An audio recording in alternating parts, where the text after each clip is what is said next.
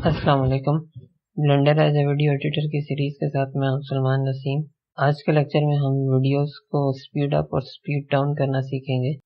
Videos को speed up और speed down करने के लिए सबसे पहले हम एक वीडियो को ऐड करते हैं। वीडियो ऐड करने के लिए सबसे पहले ऐड के बटन के ऊपर क्लिक करें, उसके बाद मूवीज़ के ऊपर क्लिक करें, उस फोल्डर में जाएं जहाँ पर आपकी वीडियो पड़ी है और वीडियो के ऊपर डबल क्लिक करें। क्योंकि मुझे इस वक्त ऑडियो को स्पीड अप नहीं करना, मैं उसे सेलेक्ट कर एक्स का बटन दबाकर डिलीट कर देता हूँ। अब ये मेरे पास वीडियो स्ट्रिप फाइल है, मैं इस पर क्लिक करूंगा और दोबारा से ऐड का बटन दबाऊंगा, इफेक्ट स्ट्रिप में जाऊंगा और स्पीड कंट्रोल की स्ट्रिप ऐड कर लूंगा। क्लिक करने के बाद ब्लेंडर एक नई स्ट्रिप ऐड कर देगा, जिससे मैं अपनी वीडियो की स्पीड को कंट्रोल कर सकूंगा। अब अगर अपने राइट साइड पर एडिट स्ट्रिप के अंदर मैं थोड़ा सा नीचे जाऊं तो मुझे एक ऑप्शन नजर आएगी, मुझे उससे चेक हटाना है।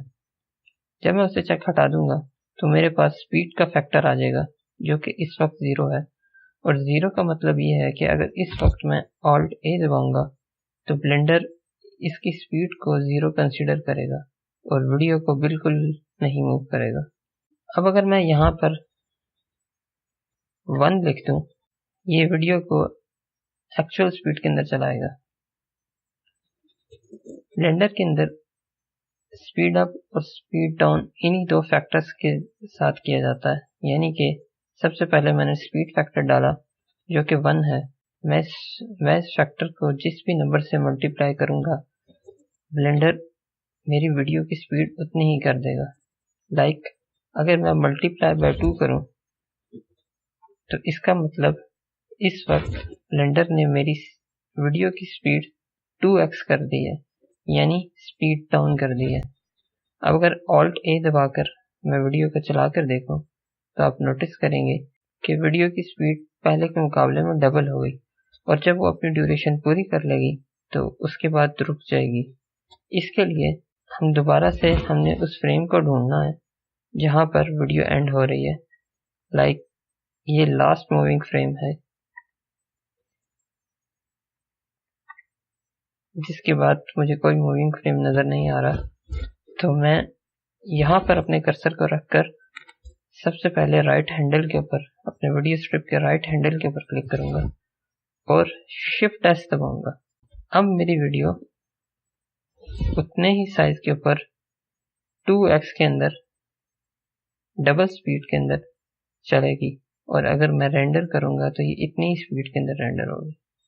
इसी तरह स्पीड डाउन करने के लिए, स्पीड डाउन या स्पीड स्लो करने के लिए अगर मैं मल्टीप्लाई फैक्टर के अंदर 0.5 लिख दूं तो इसका मतलब अब ब्लेंडर इस वीडियो को, जो कि 12 सेकंड की थी, अब वो 24 सेकंड में चलाएगा।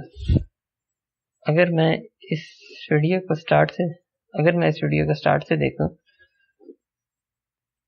तो अब वीडियो पहले के मुकाबले में बहुत स्लो चल रही है, मगर जैसे ही ये स्ट्रिप खत्म होगी तो ये वीडियो उतनी ही लेंथ के ऊपर खत्म हो जाएगी। इसके लिए मैं दोबारा से अपने वीडियो स्ट्रिप के लेफ्ट हैंडल के ऊपर क्लिक करूंगा और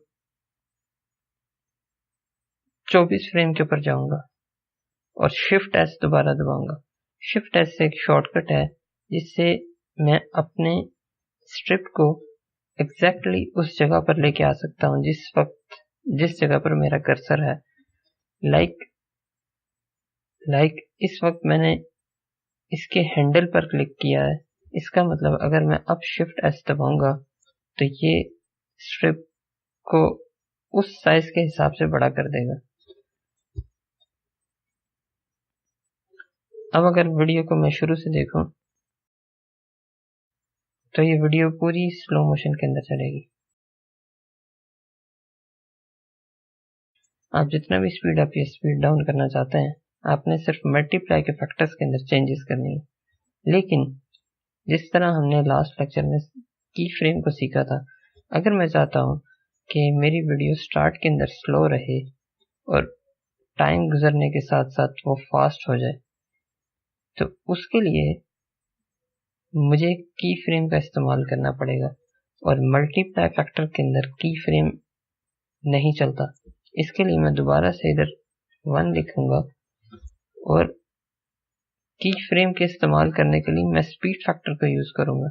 जैसे अगर मैं चाहता हूं कि मेरी वीडियो स्टार्ट में स्लो रहे तो मैं 0.5 लिखूंगा और उस ड्यूरेशन तक जाऊंगा जहां तक मुझे ये वीडियो स्लो चाहिए, और दोबारा से अपने माउस कर्सर को उसके ऊपर रखकर आई को क्लिक करूंगा।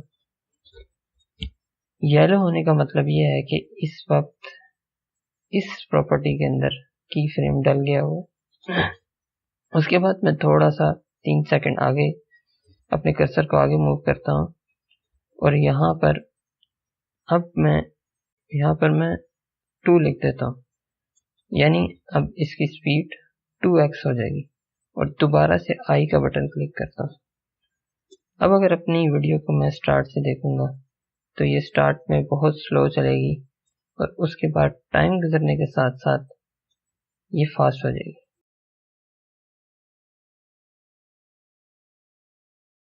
आज के लेक्चर में सिर्फ इतना ही। इंशाल्लाह नेक्स्ट लेक्चर में फिर मुलाकात होगी। तब तक के लिए इजाज़त दें और एसजी शीट को सब्सक्राइब करें। शुक्रिया।